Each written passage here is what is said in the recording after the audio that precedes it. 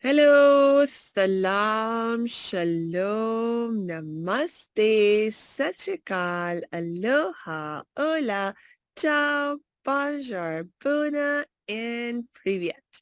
It's so good to be with you again. And you know what? We have a very special guest today that I know you will really enjoy hearing from. And it's Suzy Tamasy, who is an empowerment coach, author, publisher, business consultant, speaker, and a cognitive behavior therapist. That is so amazing. Welcome, Suzy. Thank you so much for having me on your show, Samia. Yes, Looking forward to empowering the audience. yes, indeed. Indeed. And actually, on that note, Suzy, will you tell us more about who you are and what you do? Sure. I'm Suzy Tamasy. I am author of a book called Empowered in Heels. I'm also a designer and a clothing line owner. And I am an empowerment coach, which I love empowering women. My basis is to empower women to the next level of life. Mm. I'm also an editor of a magazine called Biz and Fashion. I'm going to show you that here since I can. We're on our 56th issue, so please follow us on Instagram and Facebook. And I'm a cognitive behavior therapist in which I help women stop the cycle of abuse. And we also do counseling for children so that they don't trickle through that cycle of abuse. That is so amazing. And my gosh, you do such a diversity of things. Would you tell us a little bit more about how you got to this point where you are and all these different parts of your life, how they have weaved together for you? I'm so interested. Sure. Actually, I was empowering myself as a child. Mm, I grew up in an abusive family. Well, not abusive. My father was an alcoholic, and he would become abusive. So he was like a Jekyll and Hyde. So when he didn't drink, he was a sweet soul, but when he drank, it was like in reverse. mm, And my mother was a very empowered woman that she would put up with it. So she would cover up all his errors when he drank. And we grew up with that roller coaster of a life, like, 1 week good, 1 week bad. We don't know what's going to happen, trickle through, or what's going to happen whatsoever. So when I was a child, I used to say to myself, I'm not going to put up with what my mother did. mm. Guess what? I got married and I got married to an abusive husband. So this is why Empowered in Heels, if you pick up this book, my story's in there. It's the first one. It's called My Jewelry Box because our family looked normal. No Hmm. one would know, Yes. but it was like a jewelry box that was closed up. Mm, And I used to say as a child that I would never fall into an abusive relationship and I wouldn't have my children go through that. Guess what? You already grow up with that susceptibility to seeing it and allowing it as a child that you see your mother. You either can become a victim or an abuser. I mm. became a victim. I was my mother. So I was covering up things my husband did that was not normal, but I was being my mom, which I said I would never be. So for me, hypnotherapy helps me a lot in finding myself and finding how I can break that pattern and give myself the true ownership of empowering myself and seeing what is right and what's wrong. And not only that, I did it for my kids. I didn't want my kids to follow the same cycle I did. And when they get married, they either become a victim or an abuser. And I have two boys. So the last thing as a mother you would want your son is to become an abuser. Yeah. So that was my eye opener. I've been divorced now this year. I was separated 10 years and I finally am divorced. He finally gave me the divorce to say, okay, you know what? That's it. But he was a very controlling man. He would control me with my kids. He would control me in everything. My friendship, I was isolated. I didn't have any friends. I could not speak to anyone. He used my kids against me as to if I left him, he would take them away. Financial disclosure too, like he would take finances and take my passports away. So I truly understand what women go through. And this is why I did my book. My magazine is all about empowering women. We use women that are natural, like no Photoshops on it. The only Photoshop that you would see is probably maybe a promo or a flower or something like that, but we do not alter body types. We have glam it up photo shoots in which we glam the ladies up. We make them, we put makeup on them. We give them our attire and they get to be part of the magazine. So this is why empowerment for me is a very keen focal point of my life. Even with my kids, I tell them that women are to be treated equally. There shouldn't be a different level. We are all equal. We all work. We all have so many multitude of hats. And if we can do it together, we can get faster to coming as a true relationship as a family, right? So this is a nutshell of myself. I am so happy to have helped so many women out there. And even our book has co-authors that have shared their true stories of different things. Like we have cyberbullying, we have racial differences, we have entrepreneurship, we have miscarriage covered under there, because women need to support each other and be that pillar. When I was going through my situation, I was like my mom. We thought it was a jeweler box. Everything was normal. I would go to work. I worked in corporate and no one knew what I was going through. I would go with my boots to work because I couldn't get a pair of shoes to wear to work and not tell anyone why I was going in my rubber boots. So these are the things I want you as a woman to empower yourself, to find yourself, that you can get out of that abuse, that you are so worthy to much more than staying in a relationship that is not 100%. You cannot change a person. So either they go through therapy to help themselves and change, and it can be done. It can be done. If they really want to change, they can. And that's something we were talking about before. You can assist and guide someone, but you cannot change them. And as a woman, we're grown up to try to change and nurture and do as much as we can, but we cannot change them. The only person that can probably change them is God, and we're not God. So remember that. So please, if you can get some knowledge today at this podcast, is to empower yourself. Please pick up our book. That could be a big step for you. That will empower yourself because I do have tips. I have knowledge of myself. And honestly, if I had this book when I was going through with what I was going through, it probably would have made my life so much easier than going through the steps. It will save you steps in how to prepare for when you have to leave a relationship. Hey, thanks for tuning into this episode. Hope you're getting value out of it. For your information, this episode has been sponsored by the Happiness 101 program. Are you a change maker, coach, trainer, or healer? Are chains of fear holding you back from making the impact and income you desire? Using a unique combination of positive psychology and the spiritual wisdom of our most effective change makers, the Happiness 101 program helps you break through your limiting beliefs and manifest the abundance and success you desire with fun and ease. Interested? Book a free Happiness 101 exploration call with me, your happiness expert, Samia Bano. Just use my online calendar link in the show notes. Now, back to the show. Thank you. Thank you so much for sharing that, Suzy. Really appreciate it.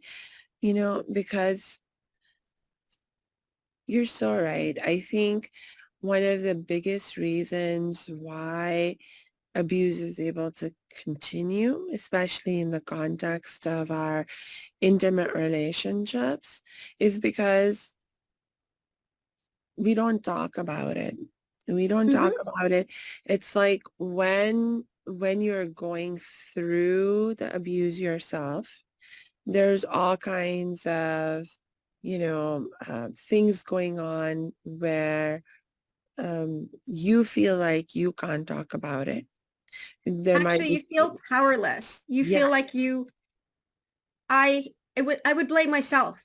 Oh Mm, my goodness, I fell into the same pattern as my mom, and and I felt powerless. I felt like I didn't accomplish what I wanted to accomplish. I didn't accomplish my dream, or I didn't accomplish bettering my life. yes, But you really need to focus to find yourself before you can do that. yes. And the thing is that all this blame and shame and judgment that we put on ourselves, it's actually it's like it wasn't even your fault that you got stuck in this abusive relationship, in the sense that I firmly believe that there is no excuse and never an invitation to abuse. Like, no one wants to be abused. No one says, please abuse me. No, never.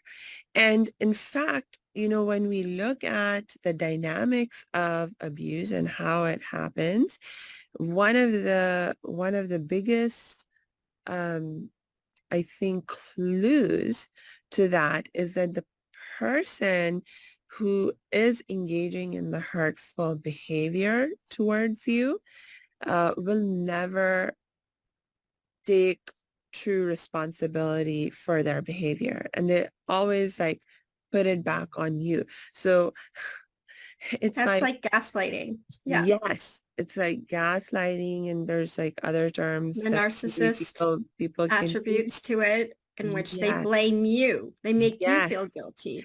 Because he used to exactly. say, and my father used to say that to me when I Mhm. was a kid, oh, it's your fault I drank. And I believed that as a kid. I thought I triggered him Yes, to drink. I must have did yes, something wrong for him to drink.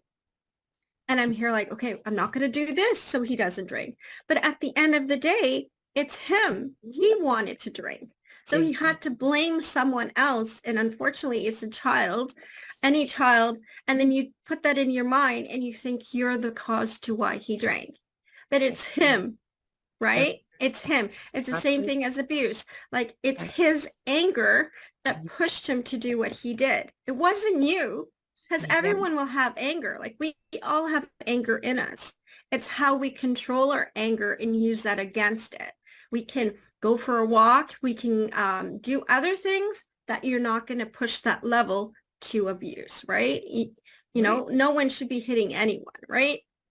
And it's not even just about hitting. I mean, I think when you get to that point where, you're actually getting hit, um, for some people, that's when they realize, oh my gosh, I'm getting abused.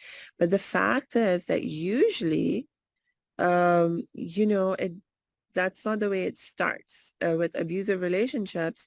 And that's why it's so easy for people to get stuck in abusive relationships, because there's this idea in research um, on relationships that turn abusive, where we talk about the cycle of violence. And it's like it grows worse over time. It starts with little things, Yes. and usually it'll start when it starts, it's like mental, emotional, and it's over, small things. And you think, oh, this is just normal conflict. But with the cycle of violence, what happens is that it gets more severe over time. It happens more frequently over time. And so by the time it gets severe, so severe that now you're being physically abused as well, you're in it pretty deep. Or you can be in it pretty deep. And the deeper you are stuck in it, the longer you've been stuck in it, the more difficult it can become to actually get out of it. And so if you can recognize the signs of unhealthy abusive behavior early on and take action to empower yourself in the situation and to help yourself heal, encourage your partner to heal if they're at all inclined to change themselves. It's that's really the I think therapy is key because even if you do try to encourage them, and if you do forgive, like what happens is a tendency of being in an abusive relationship is that they will say sorry, it will never happen yes, again. And you think it's not going to happen again. But if you yes, allow it, it gets worse. So yes, then that's where you see other trigger points as to other things happening. So yes, once you get to that stage and say, okay, we need therapy, we need to go to get some therapy as to how to support our anger or how we can ventilate in different ways, even mhm, if we take some time out before we start yelling. And and it's our kids that see it. So we're projecting that to our kids. So yes, remember that.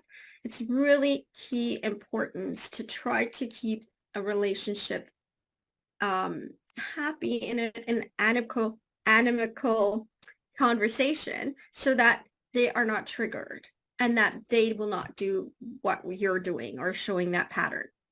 Yeah, I agree. yeah. The tricky thing about, I think, being in an abusive relationship also is that, again, because the abuser refuses to take responsibility for their actions. Anything can trigger them. It may not even have anything to do with you at all, but they will take it out on you and then blame you. So like you were saying, Susie, it's like it could be, oh, I got angry because you made me angry because you didn't do this thing that I told you to do or that you were supposed to do. And that's why I got angry, but I'm so sorry and it'll never happen again. So on the one hand, you hear that sorry, but on the other hand, if you listen to that language, they haven't actually taken responsibility. They've put it on you. And so, it's like, um it's like, okay, so then you're living in this constant fear of, oh my gosh. And it doesn't happen in a day. It happens over a period of time where, you there's more and more things that are starting to trigger them. And, then you are living in this constant fear of, oh my gosh, when's the next time they're going to get triggered by something or the other?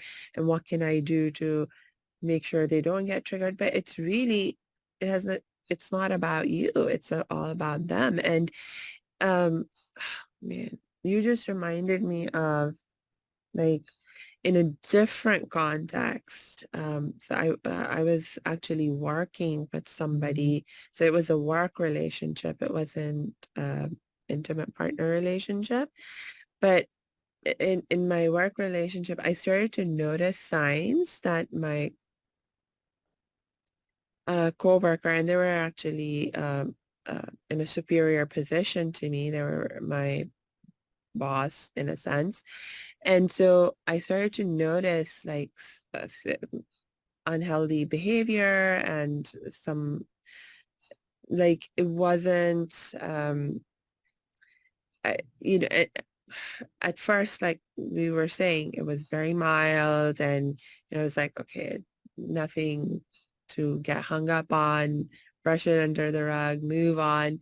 But then it started to, like, turn into a pattern of behavior, and I was like, oh my gosh, it's turning into a pattern of behavior.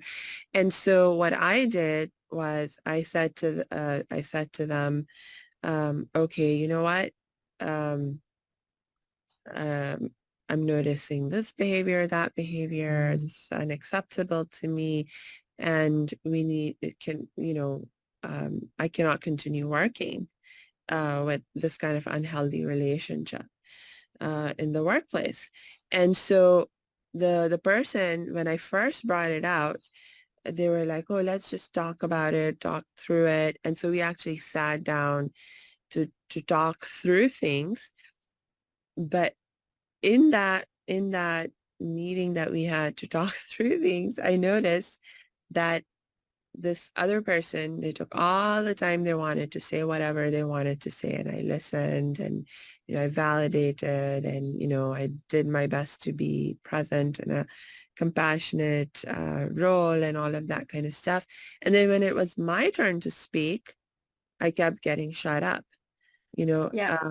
and it was like either they would, change the subject or start talking themselves again, or like literally say to me, no, no, no, just stop talking. I don't feel comfortable with this, and so it's like I didn't get to say what I needed to say. And because there was this power differential in our relationship, um, I realized that as long as it was just me and this person talking, I would never get to have my say. And so then my next step was, I was like, okay, this is not going to get solved just between the two of us. So let's bring in a mediator. And I requested mediation.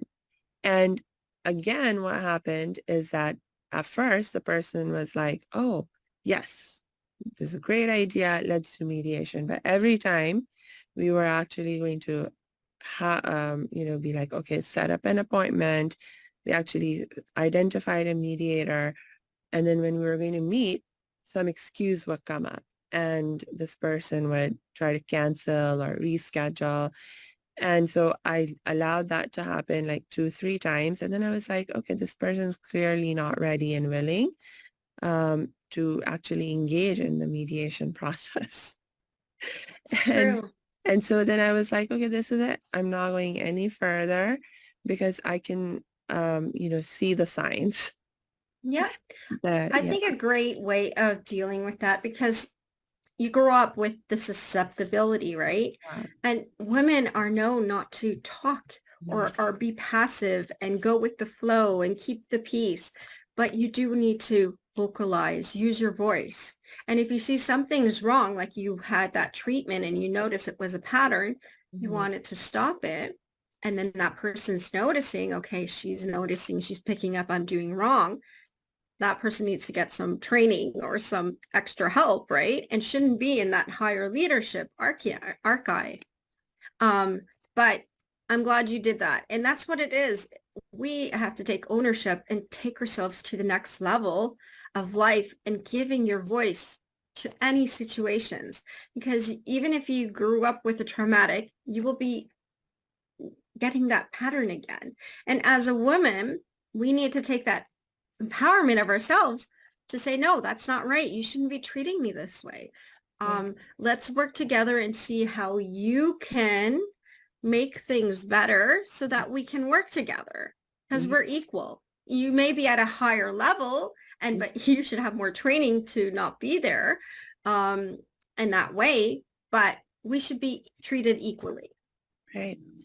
I agree Yeah. with you. And Susie, like another thing that you brought up that I would love to highlight for our listeners is when you were talking about how e- everything looked normal on the outside, both when you experienced the abuse in your family growing up and also when it happened in your relationship.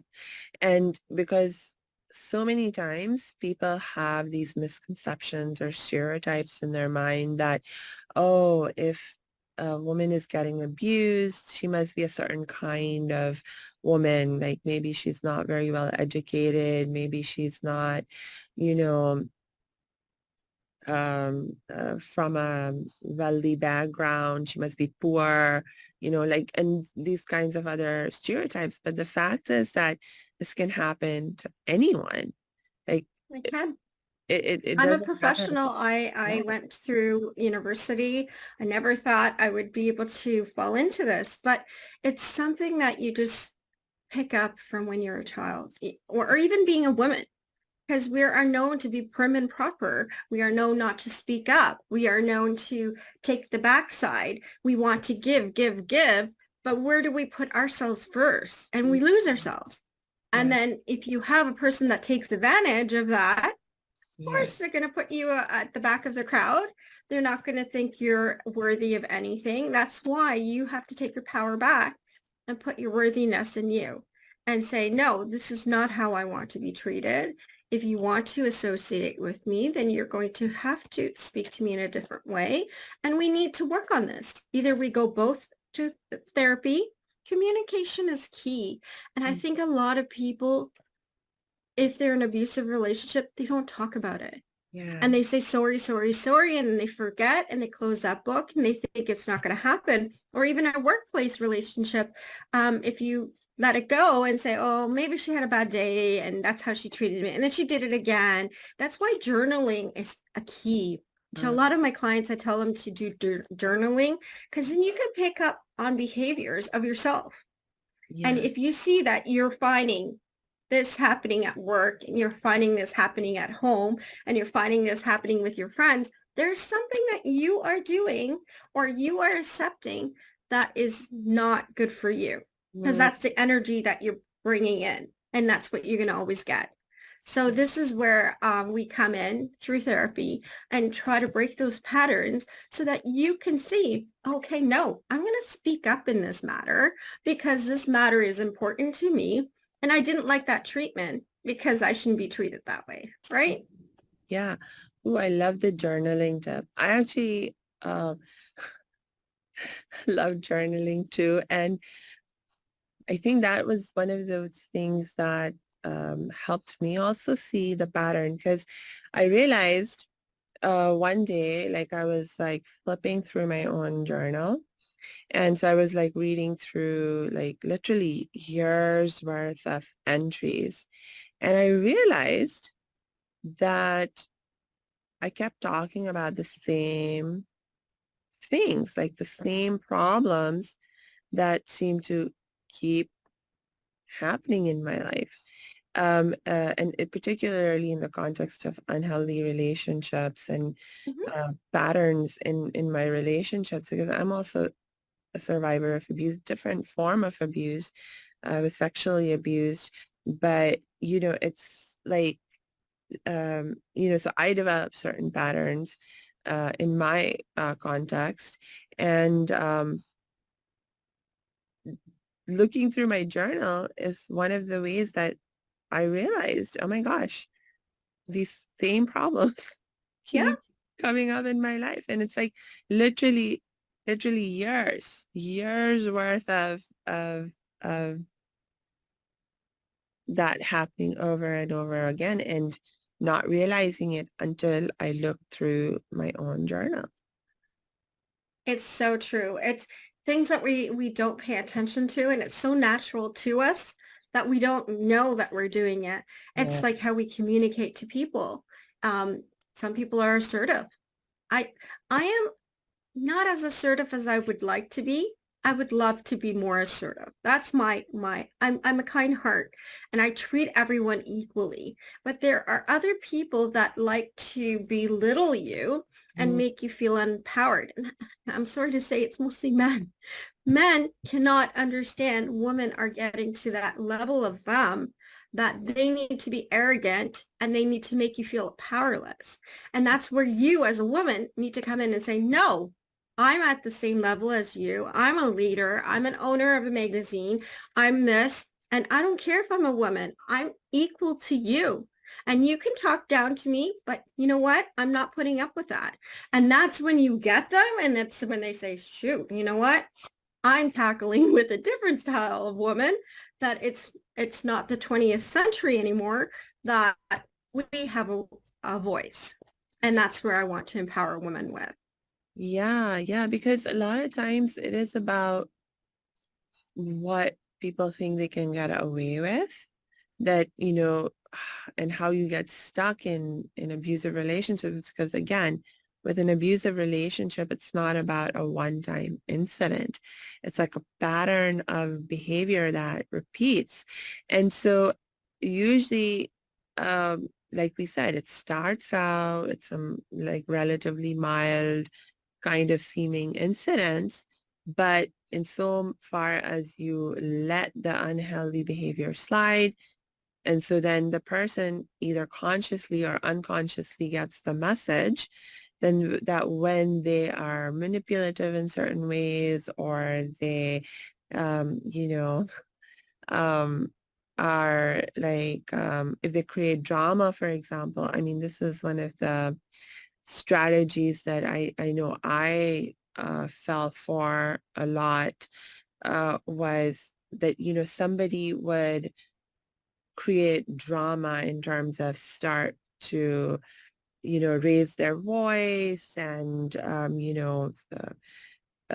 just seem like they're getting angry or this or that. And for me, as a survivor of abuse, I was very, very sensitive to any kind of emotional upheaval. I could not handle my own emotions. I just didn't have the capacity. And so for me, I was like, I don't want any drama in my life. And so when somebody started to create drama, my reaction was either to run away right away, or to do what I could to calm that person and therefore the situation down, so that like they didn't get heated up and then I didn't get heated up, and or feel other kinds of intense emotion, because I couldn't literally, I didn't know how to handle my own emotions. And so in my quest to avoid drama, you know, I would I would put up with a lot in terms of just trying to calm the person down. It's like, fine, you take whatever you want, do whatever you want, just stop with the drama. And so consciously or unconsciously, what that teaches the other person is that if I create some drama, then this person listens to me. And Mhm. so the next time they want you to do something that you're not immediately hopping to do for them, then they start to create drama again. And if the previous level of drama doesn't do the job, they will up level it and create a little bit more drama, and so it's just sort of like that, I think, is part of how I've experienced getting stuck It's in funny because that. it starts as a child, as a Yeah. baby. If a baby's crying, they cry harder for more attention. So Mm, if you treat humans, if you look the correlation of it, it's the mm, same aspect that the mm, more they know your trigger point, yeah. that's where they're going to push it on. And that's where you need to find your empowerment and Mm, say, okay, this person's trying to push my button in this in conversation. I'm not going to take it to that tone. I don't need to get aggressive like them. They can take their aggressive. I have a happy mode of myself and I have this positive of myself. I'm not going to get to their level. So if mm, they want to stay at their level, they can do that. Hopefully they get training for improving themselves, because at the end of the day, people don't want to hang around negative people. That's negativity, right? So you want to hang around positivity, positive vibes, positive energy. You don't want to associate with the negative of a person, because at the end of the day, they'll be lonely on their own. mm, And leadership has to change, because even if you're a higher archive, well, higher level, let's say if you're higher level, you should have the more education in dealing with different type of characteristics. You yes. should not belittling anyone. You Yes. should be encouraging people. You Yeah. should be motivating people. That's why you're in a leadership role. You are to inspire others to become better than you as a leader. And you want to inspire a workplace to be happy to come in. So the people that work in that company will want to give their 100%. That will not be giving their 20% because they dread coming to work, or give 10% because they hate their leadership. Like, this is where that has to end. You know, that we're all equal. Yeah. And if you see the higher rates of the companies that are growing and being positive, are the ones that don't have that hierarchy and Mm, saying, I'm a leader. No, we're all in this together. We are a family of a company. We all want it to grow together. We benefit if we grow. And mm. that's where I see that changing, hopefully in the future. Yes. Yes, that in the context of the workplace, and same thing in our relationships. And my gosh, and you know, sometimes I think also just in context of empowering ourselves, like sometimes, um, we can think about, okay, well, I've accomplished this, I've accomplished that, and therefore I'm worthy. But sometimes, like, what if you haven't? Or you can't think of something that you have accomplished, because that happens. Because, like, and sometimes even if you have accomplished a lot, because of like especially for like kids who may have grown up in an abusive context, in abusive families, they get so used to being belittled and devalued that even if they have all kinds of amazing accomplishments, they don't think they have done anything worth being proud of themselves. And so in that kind of a situation, how do you um, uh, like respond or encourage somebody to nonetheless realize that they are worthy and deserving and I um, think yeah. starting your day in gratitude. I Mm, think we should all be grateful for what we are and what we have. We may not be perfect, and no one is perfect, right? But we should say, thank God I can see, I can eat, I can smell, and I can walk. I have two hands to touch, and I have a smile to say hello, right? I think a lot of people take for granted those little things that really make a big component of your life, because if you start your day off in a positive way, your full day continues to be positive. If you start yourself off as a negative, oh, I'm not worthy. Yes, I have accomplishments, but that person has more accomplishments. But you're already giving that negative energy to yourself. Therefore, you're not giving yourself that self-worth of, I am an amazing person. I am a powerful person. I've accomplished this, not just education-wise, but I've accomplished to help this lady cross the street, or I helped this lady pick up her groceries, or I helped this homeless person buy groceries today. Like those are things that fill you up so much more than being physically beautiful, because that comes and goes, right? You can be beautiful outside, but it's the inner core that makes you to fulfill the happiness, the complete happiness of life. uh, And I think we're put on this earth for a reason. I didn't understand it until I did my book. I wrote down my full story, and I didn't know why I got into empowering women. I didn't know why I got into the clothing line, because there was a time I was through my abuse. I love getting dressed up. I'm a fashionista. I've always been in the corporate world. I was always like, I had coworkers come and see what I was going to wear. And it was like my passion project already. yeah. So there, I knew I had a niche. And I think everyone has a niche in something that they can follow their dreams in. And that's where you need to find out why we were put on this earth. And I know everyone is put on this earth for a reason. Yes. Yeah. Oh my gosh.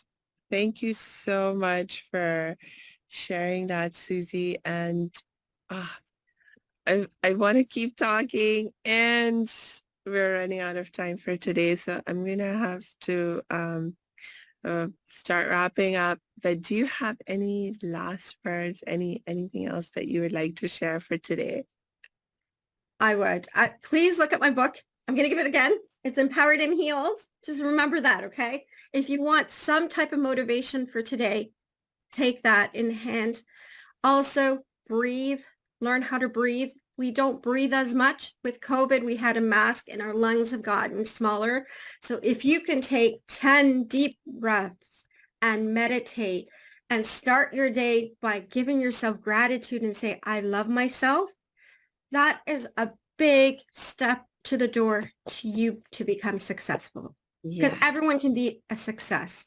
And it doesn't mean that you have to be a movie star. It doesn't have to be, you have to be in the news. It's just loving yourself. And Mhm. that projection of loving yourself ignites to other people, and it's contagious. So when you're kind to one, that person wants to be kind to the other. And that's what I want for our world to come. I want us all to do that to our kids, to our family, to anyone you meet. We are all equal. It doesn't matter what race, what nationality. We're in this world to be united. So remember that. That's my message today. Oh, I Thank you. love it. Thank you so much, Susie.